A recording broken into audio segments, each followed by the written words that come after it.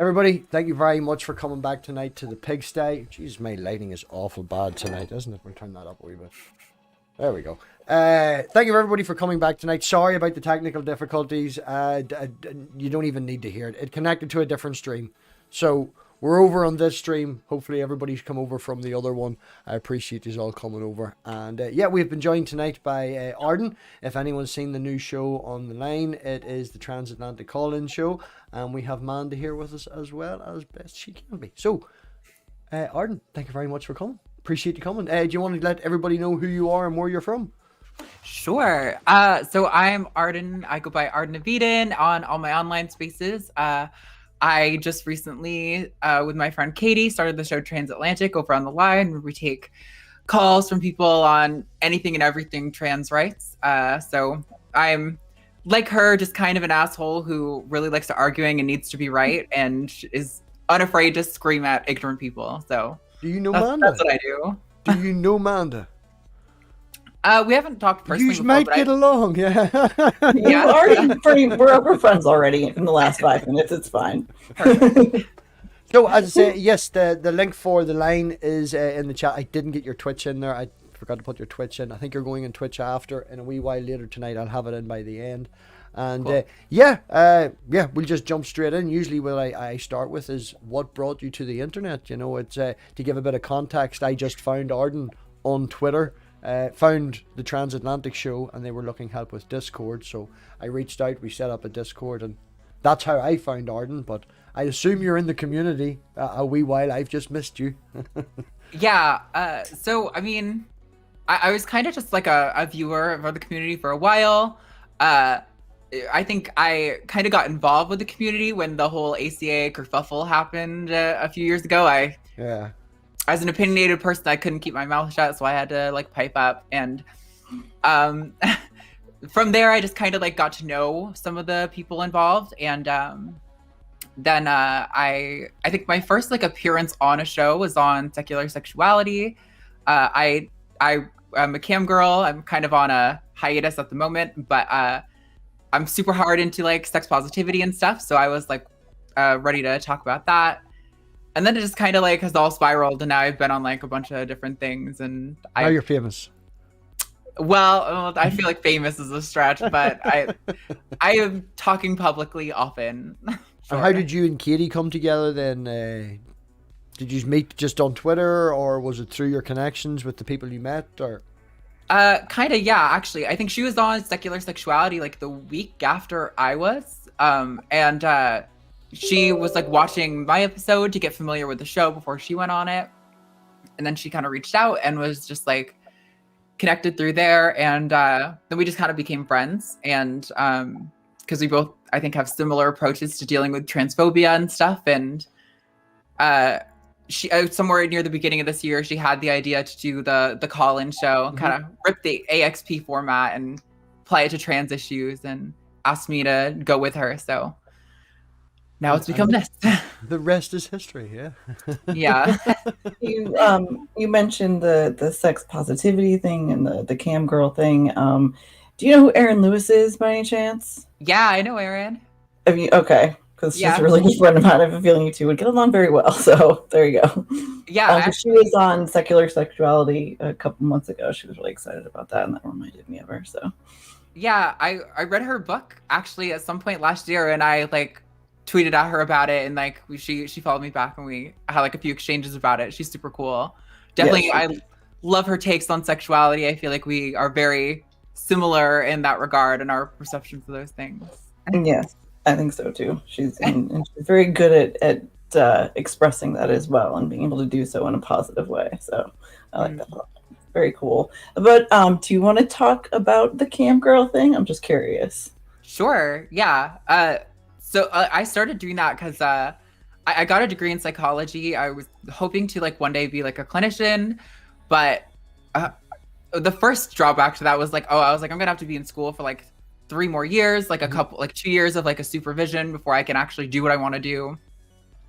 So I was like, even if I don't go to school, I'm going to like have a financial cap at like 35 to 40K a year at most. I was like, and that's like if I work for 10 to 15 years in the field. And I also had been dealing with some really difficult clients at the time. I was a behavior specialist, so I was working with kids with disabilities, but the particular clients I had were very violent, and I just gotten to the point where I was like, you know what? I don't think I get paid enough for this. I'm gonna quit and just figure it out. And so I started doing cam work, and I made instantly like way more money than I ever had doing psych stuff. So it just kind of so brave. Like seriously, when I studied in astrophysics, and eventually decided I needed to move on from it for various reasons, and I kind of jumped feet first without having moved on quite to climate science yet. So it is fucking terrifying doing it, especially after you've spent so many years in school for something like that. So that is very, very cool. You were so brave, really. That's awesome.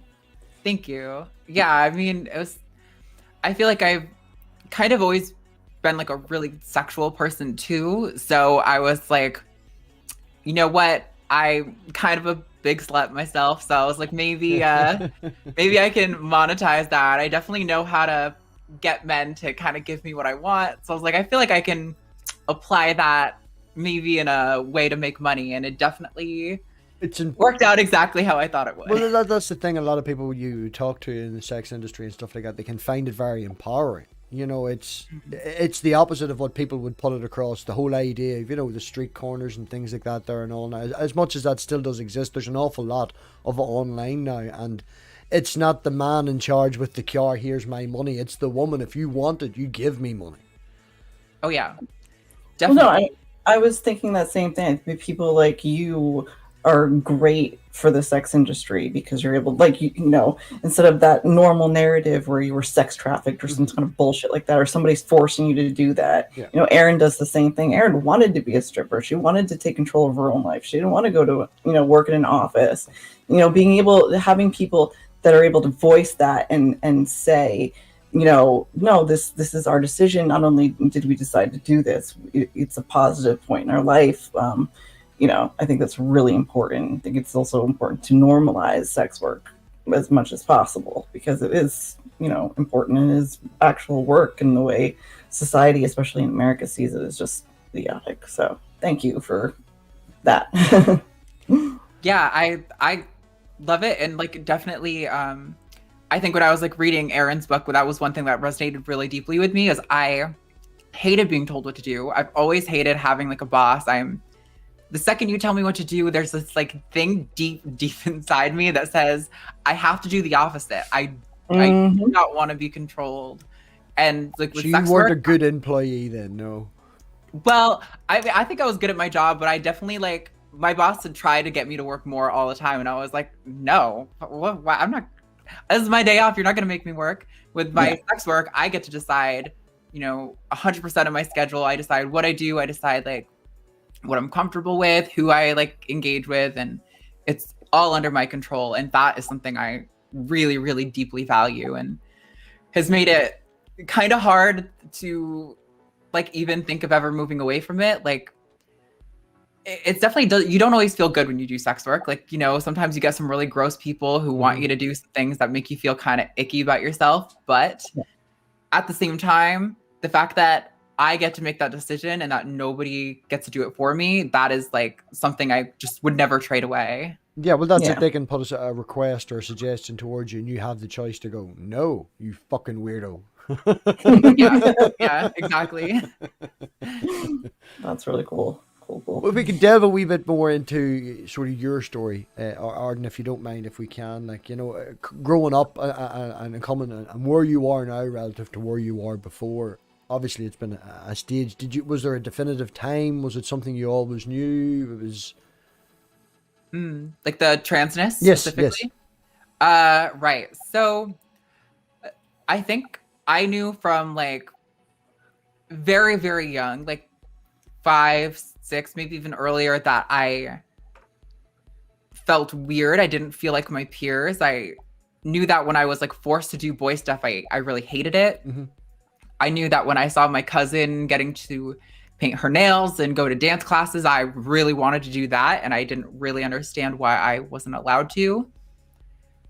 But I also grew up in so my parents weren't particularly pious themselves, but they sent me to this Christian school that was like super hardcore fundamentalist, like, and so I like the Bible, like the gender roles are very put in my head. So I was like, even if I wanted to do that stuff, I knew I couldn't. I knew it was bad, and that wasn't what I was like allowed to do. But somewhere around, I would say, like 10 or 11, my parents are both divorced. They worked full time, so I was left to my own devices a lot. I think I became an internet kid really young, and I was able to learn what it meant to be trans pretty young. Yeah. And once I had that information in my head, it was kind of a done deal. And it was somewhere around 14 where I first told my mom, I think I'm a girl, and I didn't really know what that meant, and she definitely did not know what that meant. But my mom, Stellar, definitely like one of my best friends, one of my strongest allies. She got me into therapy like right away, and tried her best to be like, I don't know what this is, but this professional knows what this is and can help us figure it out. And that was the start of things. So you weren't shut down right away, even though that was, your parents were clearly, very religious. That's why I was kind of saying, like, my parents weren't really pious. I often get confused, honestly, when they talk about their religious beliefs, because I'm like, the church they went to was also like a very fundamentalist type of church. It was the Church of God. They had some charismatic speaking in tongues elements. Yeah. I don't think they really knew what that was. Okay, it's hard to separate that if you hear somebody is, in that kind of an awful lot of bad stories out there. Them to be. There's an awful lot of bad stories out there of people being kicked out on the street because they're trans by their parents, especially a lot of religious parents. So to hear that story, it shows that the parents' love for their child trumps the religion, which is really good to hear, and you're very lucky to, it's great to have that. Like, absolutely. That's why I said, my mom is, like my best ally. Also, I just saw, the chat, Brian, what is my favorite dinosaur? Brian, that's Brian's question. That's probably Deinonychus. I went to the New York Museum of Natural History, and I got to see the only complete skeleton, and it was like pretty highlight of my life. Very cool. Thank you. That's something that I have a wee 4-year-old, and it's something that she can come out and get as dirty as she wants in the boiler suit if she wants, and then she runs into the house and she plays with prams. I bought her guns for her birthday as well as dolls for her birthday. She gets a girl present, a boy present, so to speak, and then she gets an educational. I put the fingers up, a girl present, a boy present, and then an educational present, and it's she can be whoever she wants to be, and it's to try and get rid of them gender roles that are implemented upon us by society. It is definitely a cultural thing that has been forced upon us. Blue is boys, pink is girls. Go back 100 years, it was the other way about. It's just the way things are now at the minute. Definitely. Yeah. I think so I had the really fortunate experience of my mom being really supportive. It got a lot more complicated. My relationship with my dad before that was really good, but it rapidly deteriorated. My dad had a lot of issues with that. I mean, he had been trying to buoy me up my whole life because I had been always a really feminine person, and he, I think, had a hard time coping with that. Overcompensation ever so slightly. Yeah, definitely. But that wasn't even the worst of it. Really, where a lot of my issues came from after the first beginning transition, it wasn't even medical at first. It was just me growing out my hair and wearing nail polish in school and stuff. Nobody in my school, in my hometown, had ever heard of a trans person. I grew up in a really small rural town in northern Vermont. It was 2,400 people in my town, very tiny. Small Connecticut town, so. Yes. Yeah. It was really, really bad. I got so much harassment. I got like death threats. I got threats of like sexual violence all the time. I got called it and a lot of other slurs that I probably won't say live to like spare triggering people because it was pretty vile for a while. Yeah, and then I kind of, my story got really unique at that point where I actually decided to detransition at that point. The trauma was so intense. I thought my roads ahead of me were a life of misery and loneliness and harassment. Yeah. Or I could like maybe get like fixed by love in a sense and like try to force myself to be a boy. So I tried that for like 5 years or so. Really? Wow, Yep. 5 years. So from like 17 to 22, I tried to force myself to be a boy. And that's some relative ages as well. Like, you know, that's, yeah. Yeah, it was an interesting thing. It's actually interesting. There's one like study that the sampling method isn't that great, but there's like 28,000 participants in the study. And what they found was, I don't remember how many people detransitioned overall, but I do remember of the sample that detransitioned, all the participants were trans. 60% of them ended up retransitioning again later in life. Mm-hmm. So it's actually a relatively common experience, I think. Well, for people who detransition anyway. Well, that's why, like, you know, when you have people like Marjorie Taylor Greene and all these others that are out there spewing this kind of ignorance and hate, they don't take one fucking minute to sit and think about the trans girl that's, you know, 16 years old and watching her on TV and feeling like fucking shit, feeling completely invalidated, feeling like nothing because this bitch has got some political agenda, so she feels like she needs to attack, you know, someone's identity. It's horrifying, and I can't, you know, the amount of anger that I mean, I know how I feel about it, but considering that you've had to deal with it for so many years, how do you deal with stuff like that when you hear these things from people that have power and voice? It definitely can be exhausting. I worked really hard before, like in the effort to come back to transitioning again. I worked really hard to develop a really like strong sense of self, to be like really sure that like no matter what happens, no matter what society thinks, no matter what I think, like I can't escape this. This is just who I am.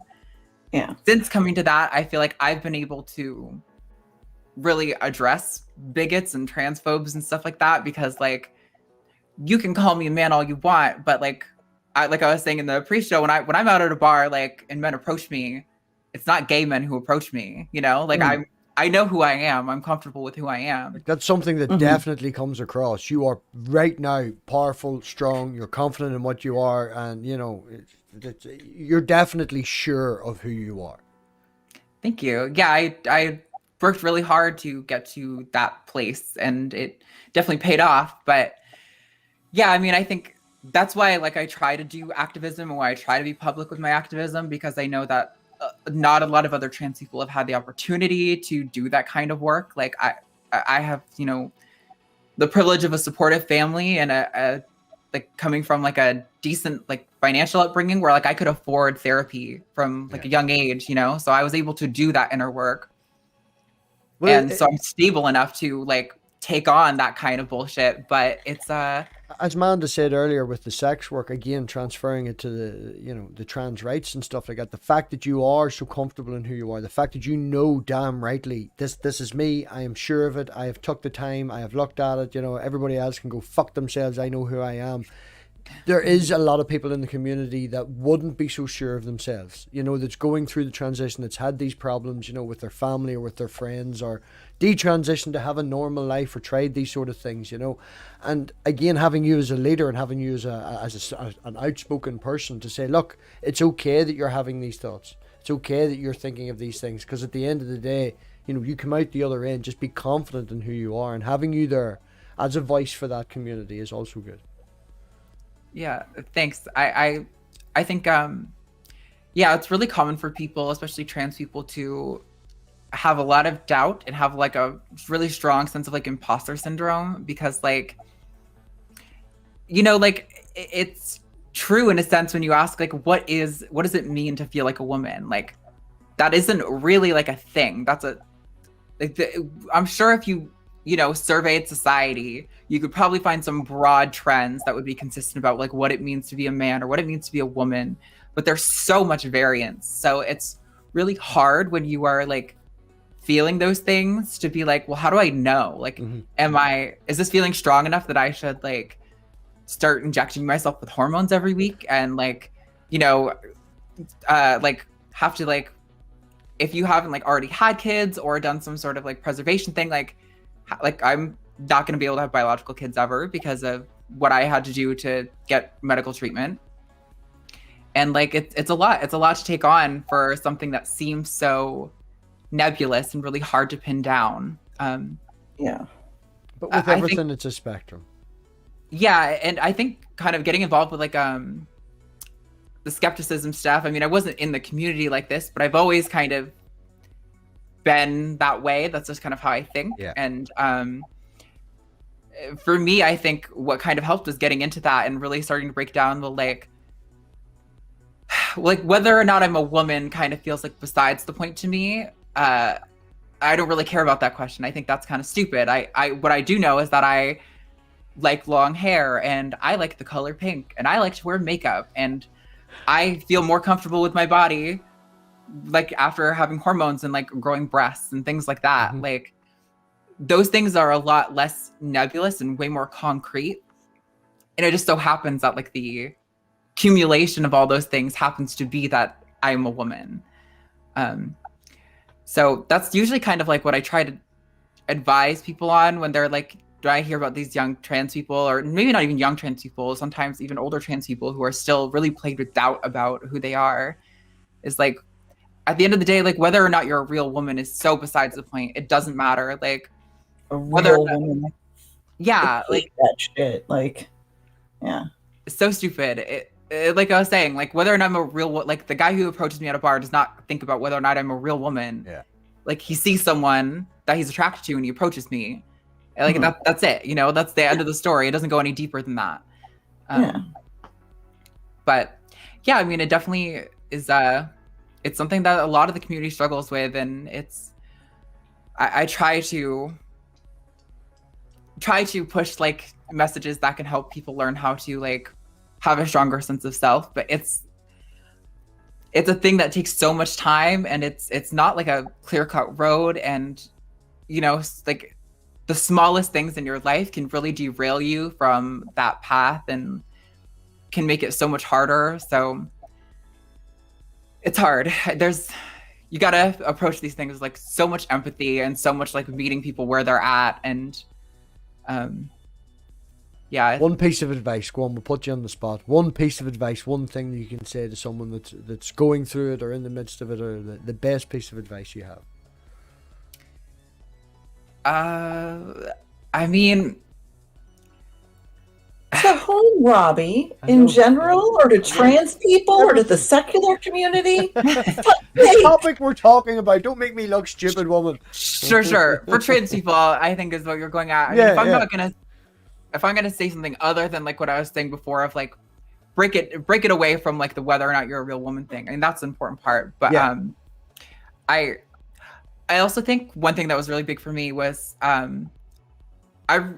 realized that I like hated the idea of being trans. I thought I would be like a freak. I thought I would never pass. I would always feel like kind of like a man trying to be a woman. I think for me, it came down to the point where I realized I was forcing myself to be a man for everyone except me.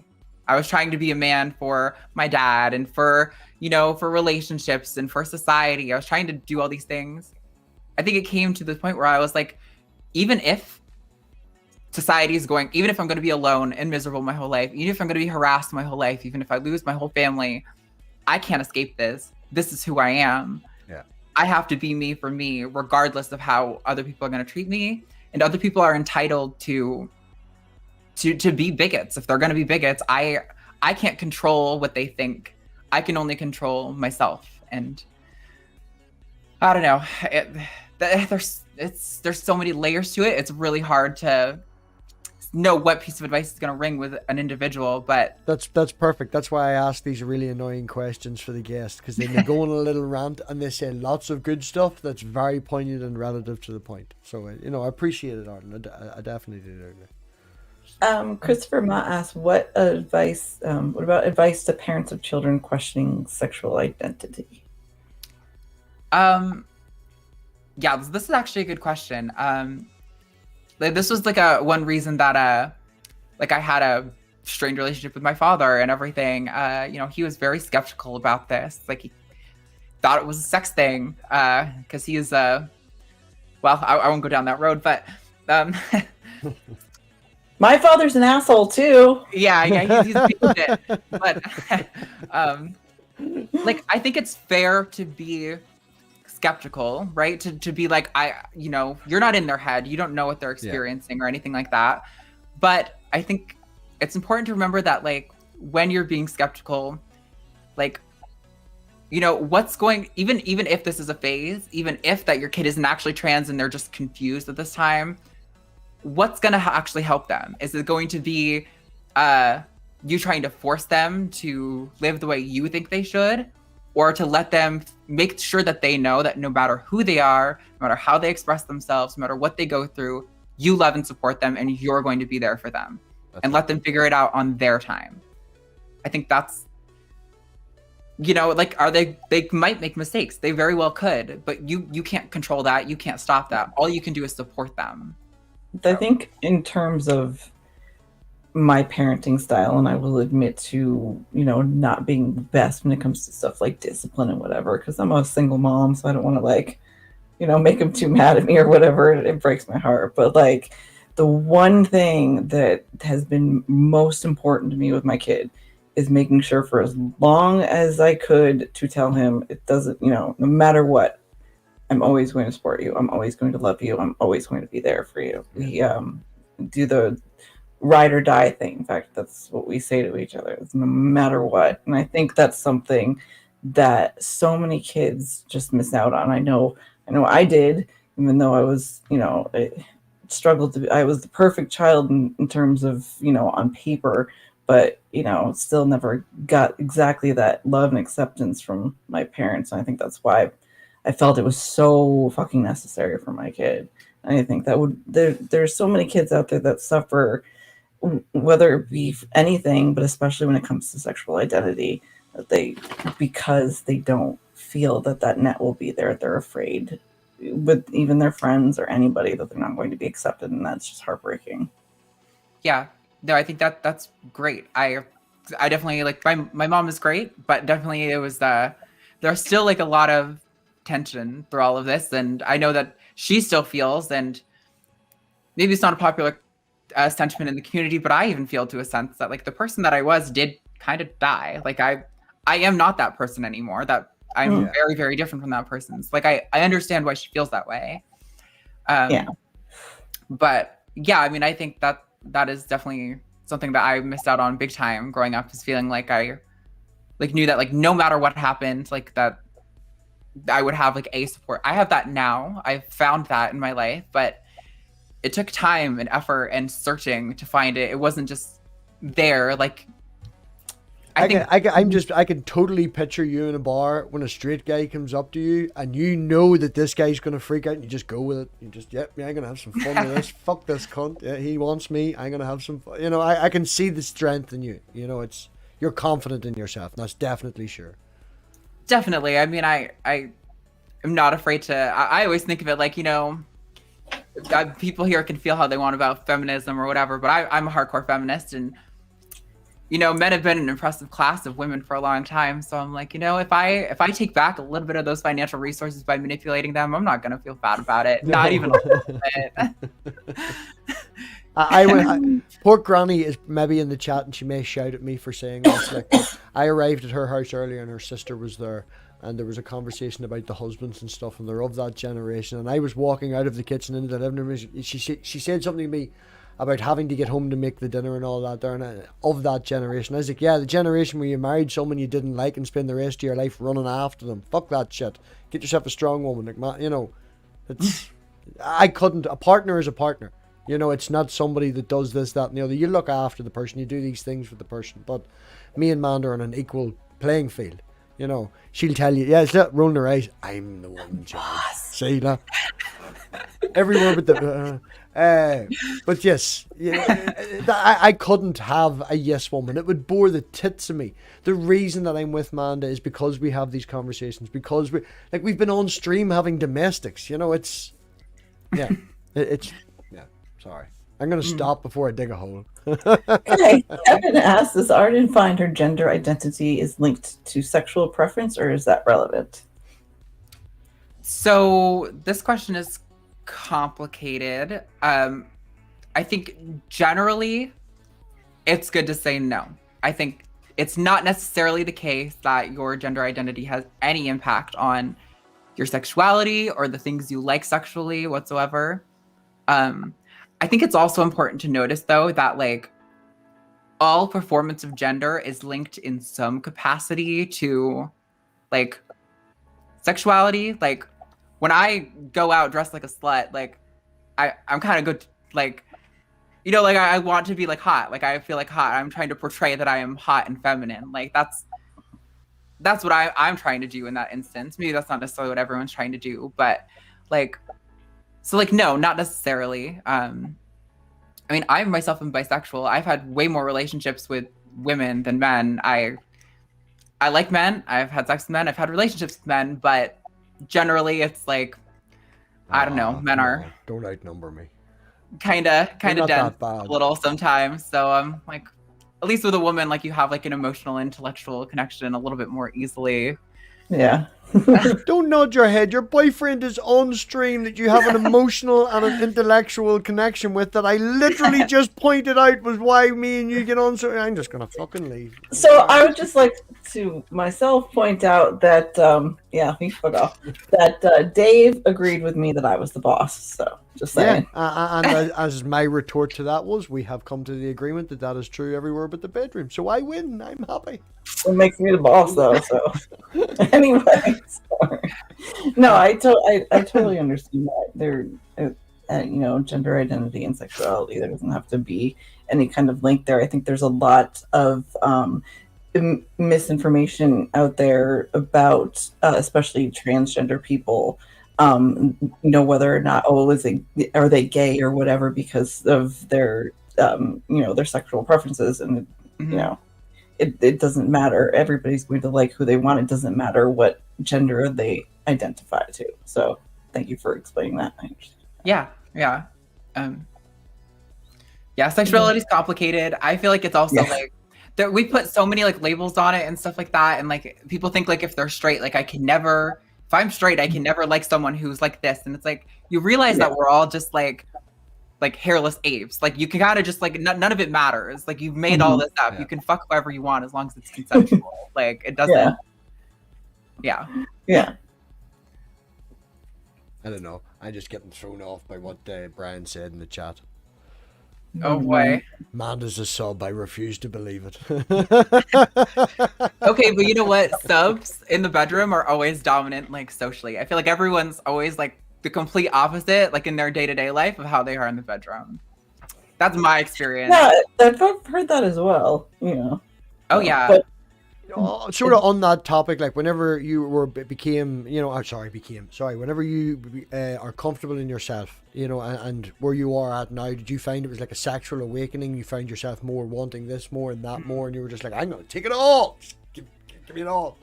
A little bit. I mean, like So the history of like transness, just a little like backstory. Some of the initial research behind like trans identities, there was this asshole named Ray Blanchard who came out with a study that put trans women into two typologies.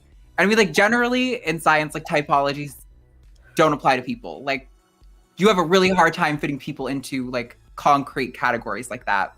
Yeah. One of the categories, maybe alive and dead. Yeah, right. God. Right, but one of these categories was like you have the homosexual transsexual, who's in his definition is essentially a homosexual man who's so gay that he just might as well be a woman. It's better for him. And then there's the autogynephile, which means they're attracted to the idea of themselves as a woman.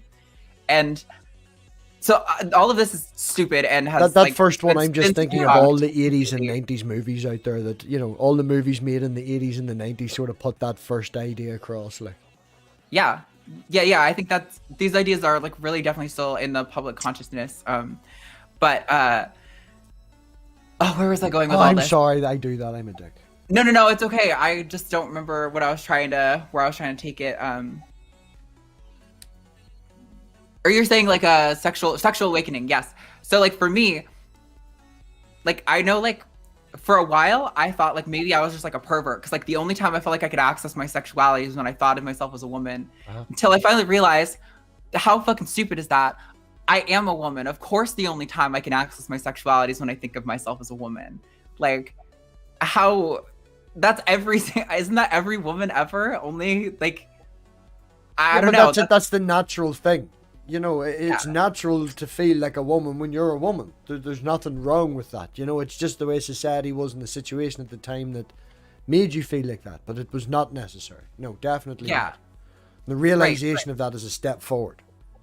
So yeah, definitely when I was finally like feeling like I was in a place where like, no matter how a person treated me or engaged with my body, that I knew I was a woman and I felt like a woman. There was definitely like, I was, like I said, I've always been a sexual person, but it was definitely like, oh boy, I have a lot of things to experience before I die now. I've like got a bucket list, but yeah. So definitely there's probably a little bit of a sexual awakening, but I mean, I've always been a slut, so you know, whatever. What was it? I seen a meme somebody posted on Twitter earlier. There is no sluts. People just like sex. Deal with it.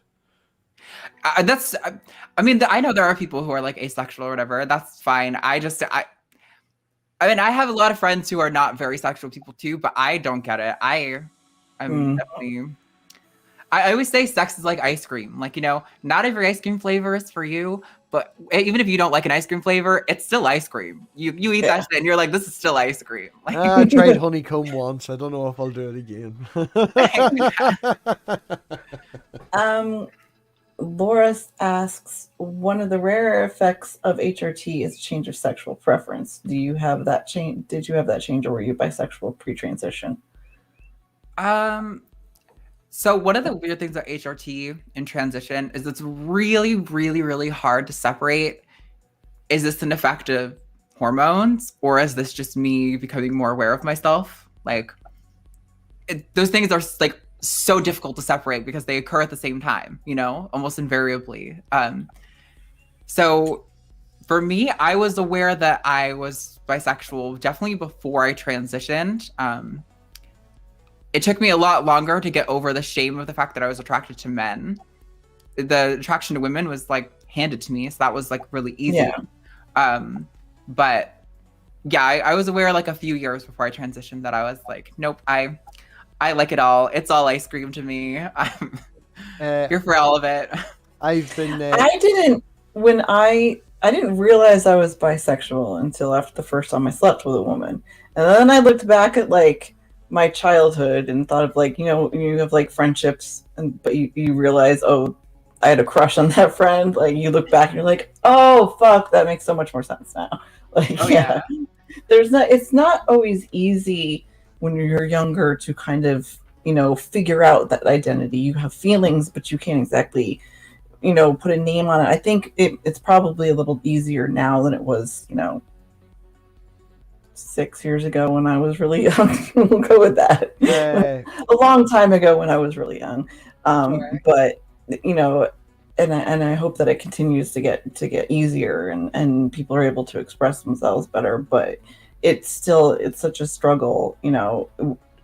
Did you have that kind of back and forth in your own head in terms of your in your transness, because you weren't able to really identify exactly what you were feeling?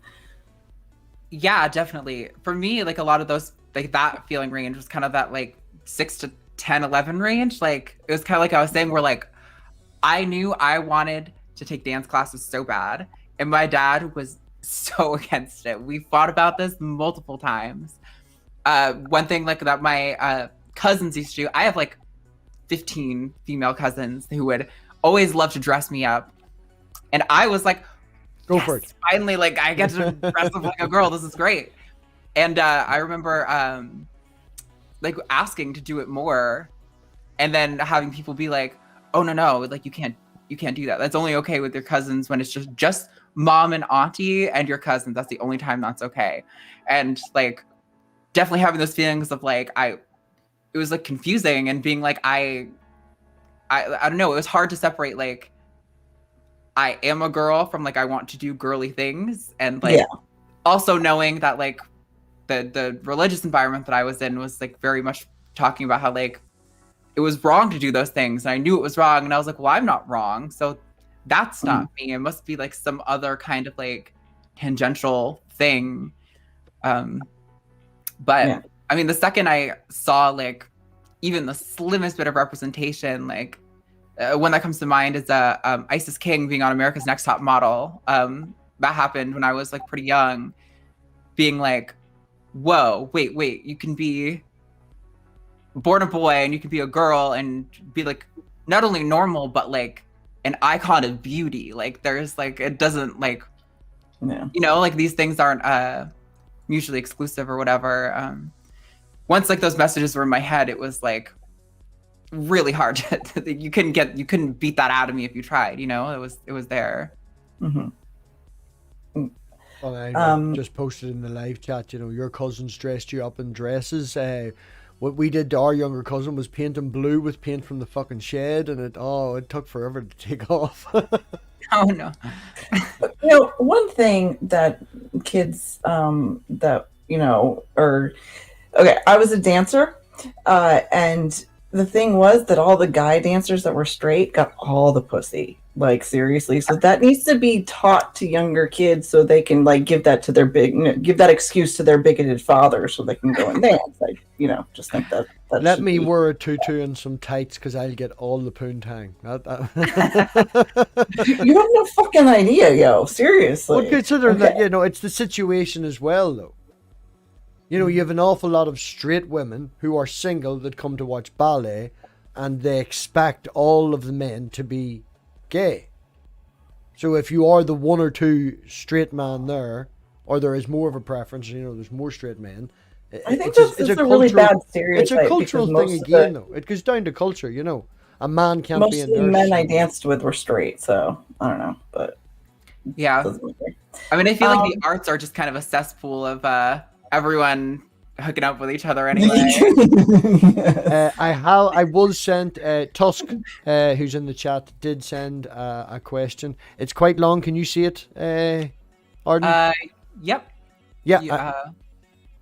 You're gonna make her read it? I'm going to read it. I was just making sure that she can see it because I can see it. Yeah. So she can see back on it because it's quite long. I don't. Shh. My channel. Behave yourself. I'm a cis male currently in a heteronormal relationship with a person who identifies female and pan.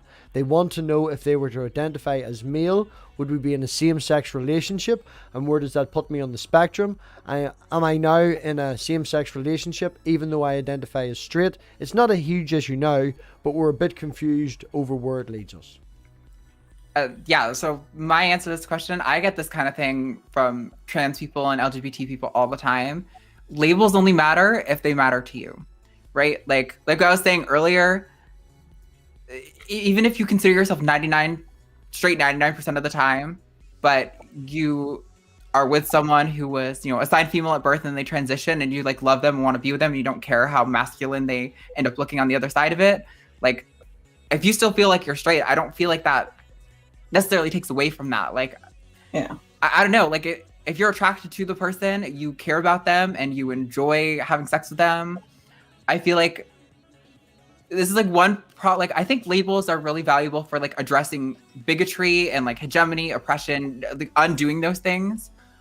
But I do feel like sometimes people get caught up in thinking they have to have a label and they have to know what their label is. And it's like, you really don't. Like, there might not be a label to describe exactly who you are. In fact, there's probably not a label that's going to perfectly fit you. That's a thing that doesn't happen very often for most people. Like, most people are unique enough that they're not going to fit into a tightly wrapped box. No. And Yeah, I say this all the time in the channel, and it's the derivative of where my name came from, is the fact that I had to make up my own fucking name because I hate labels. Don't put me in a fucking pigeonhole, it makes me easier to shoot. Yep. Yeah, so I mean, like, if you feel like that makes you suddenly like pansexual because you are attracted to people who have different like identities or presentations or whatever, cool. If you don't feel like that makes you pansexual, that's also cool. It's literally completely up to you. Labels aren't like, they're not like an intrinsic thing. You're just describing like behavior more than anything else. It's not like you're talking about some like the pansexual neural network in your brain or anything like that. Yeah. Okay, I'll do a shout out for questions. Arden did say, shush, again, my channel woman. You're the co-host. Oh, you do not just fucking shush me. Oh. No. So, no more than 2 seconds or she goes crazy. Shout out for questions from the chat. If anybody has anything specifically they want to ask Arden.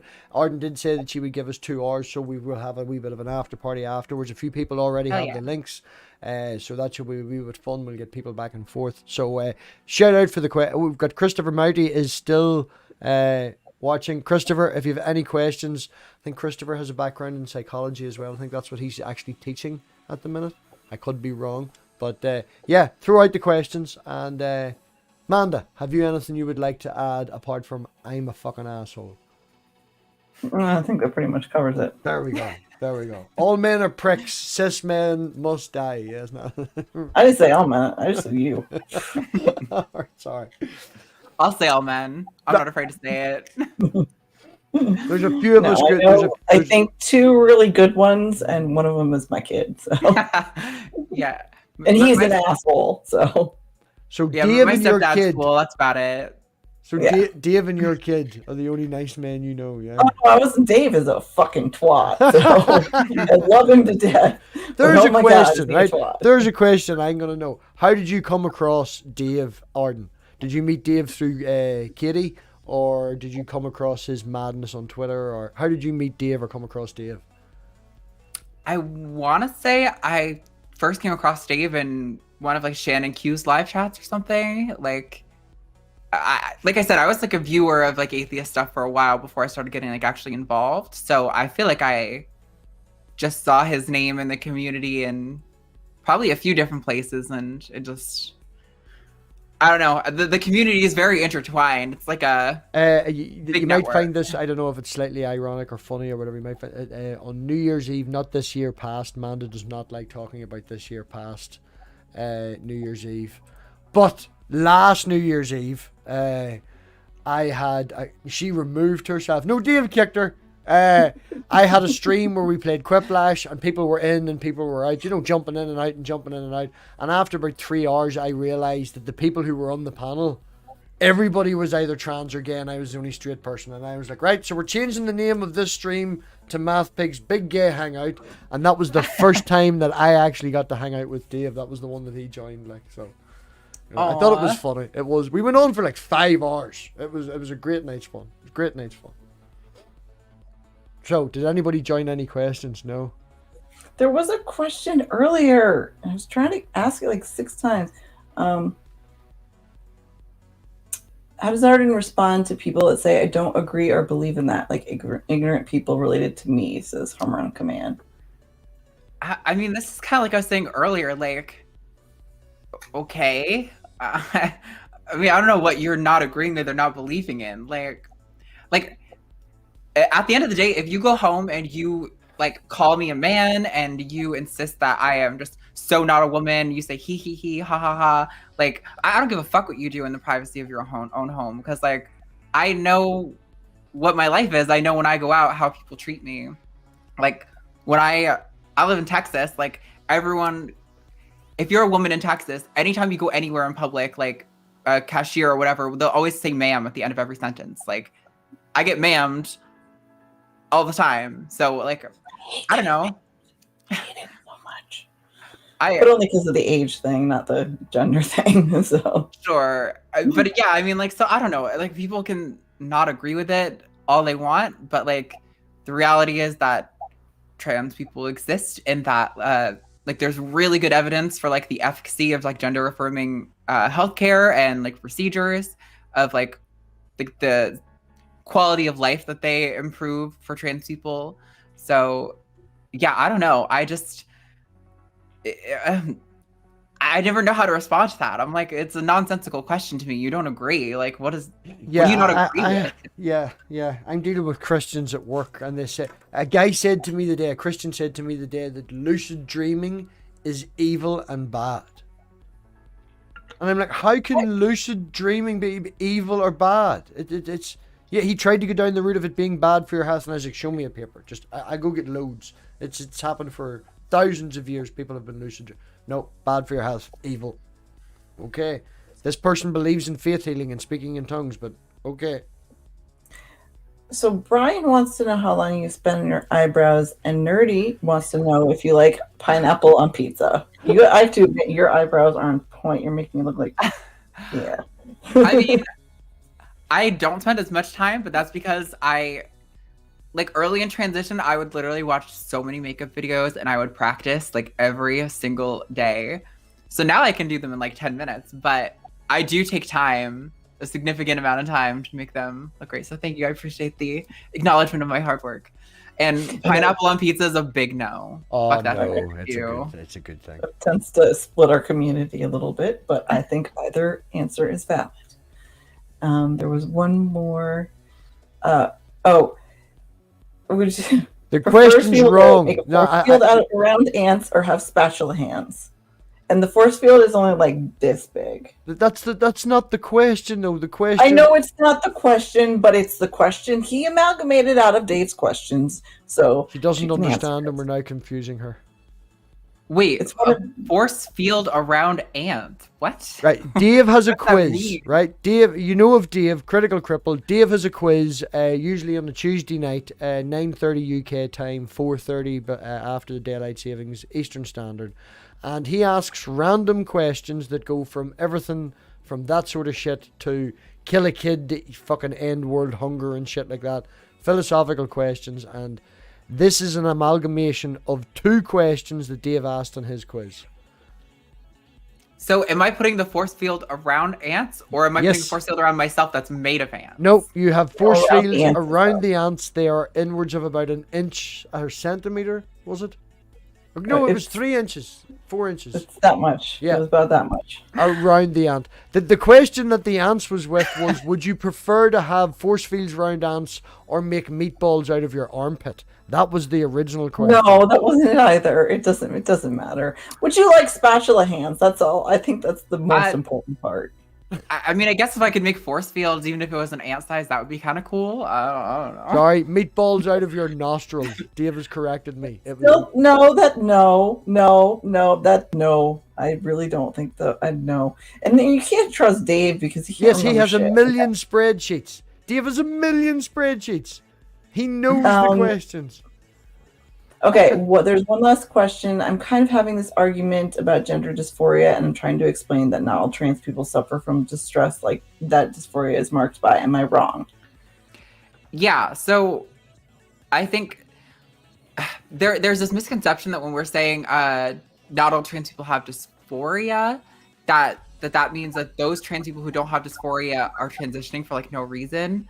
So I think generally the way people phrase this is that there is a amalgamation of like your mental processes that pushes you to want to be another gender, even if that is not necessarily like gender dysphoria, and that your gender is still like innately in you. So it's conceivable that if like people are growing up in a place where, or even if they just internally like don't have as much of a hatred of their physical body or whatever, that they could still be trans and still have an innately like gender different than the one they were assigned at birth, but that they just don't experience like the distress part. I definitely think that is also a pretty uncommon experience. But actually, I don't know if I can really say that. I don't know how uncommon that is. Most trans people I know personally do experience dysphoria, but yeah, I think it is a thing that exists. And just because those people aren't like wanting to kill themselves doesn't necessarily mean they shouldn't have access to gender affirming healthcare. So yeah, precisely. And we have a friend in the community whose son is trans recently. So her name is Godless Granny, and she asks, what do you say to my son that wants hormones but is too shy to ask? Or what would you say? Sorry. interesting. So she knows, but is not supposed to know. Is that what I'm getting from the question? No, she knows. Yeah, Like they're on the they have a stream, good you know, relationship, I think, and she's very, she's completely accepts him and everything. They have an awesome relationship. His son, her son's name is Robin. They're great. I think she's just saying that he is really, really sweet and stuff, and he might just be too afraid to broach that subject with her, even though she is absolutely, completely, 100% on board with his identity. Mm-hmm. I feel like maybe just like, I don't know how old he is, but it might be good to just kind of have a conversation with him about like what the implications of not getting treatment for like trans healthcare would be. Okay, he's afraid to seek a doctor. That's what she's saying then. So Okay. he's afraid to ask the doctor himself or herself. Sure. So I think it depends on okay, the kid's 19. It depends on like where you live. Most doctors are going to have most like major cities will have a clinic somewhere that specializes in gender affirming care. And those doctors are usually going to be super up to date on what like the paths of what the standards of care are. Most of them will do an informed consent model where like it is a little grueling. They'll go over with you the possible repercussions of like if that doesn't work out for you, what that could mean. But you just after that you literally just sign off the paper and they can give you a prescription. So I mean that's hard. I think what you said though, like just being aware that this is what these people do, it's not like you're going to a doctor and they're going to judge you for it. This is, there are specialists that do this, and I think that's important. People that see lots of patients and do it because they care and want to help the people that are trans. I think that's something that's really important. Yeah, definitely. To express. Remote GPs. I don't know how that works in the US. I know that is the case, and you can get that in the UK.